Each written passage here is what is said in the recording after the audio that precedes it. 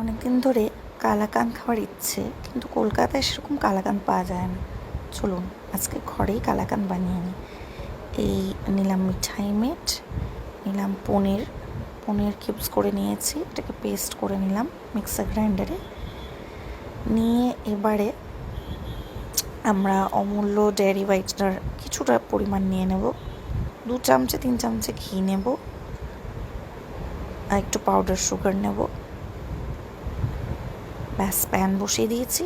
এবারে তাতে খানিকটা ঘি দিলাম, 3 চামচের মতন ঘি দিয়েছি ছোটো চামচে,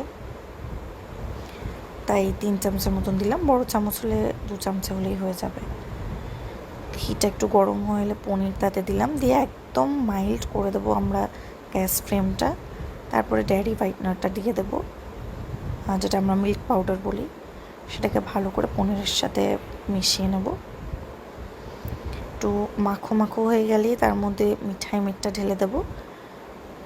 মিঠাই মেটটা দেওয়াতে স্বাদ অসাধারণ হয় কালাকাঁদের, তাই অবশ্যই মিঠাই মেটটা পুরোটাই দেবেন যতটা কিনেছেন। দিয়ে ভালো করে নাড়াচাড়া করতে থাকবো। নাড়াচাড়া করতে করতে দেখবেন ঘন হয়ে আসবে মিশ্রণটা।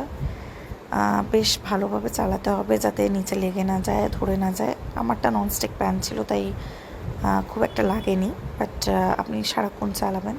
তারপর একটা ট্রে বা যে কোনো একটা পাত্রতে মিশ্রণটাকে ভালোভাবে আপনি ছড়িয়ে নেবেন।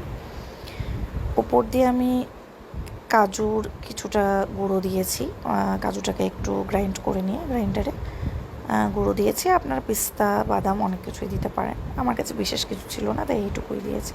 ব্যাস, এবার এটা ফ্রিজে ঢুকিয়ে দেবো। ব্যাস, হয়ে গেল আমার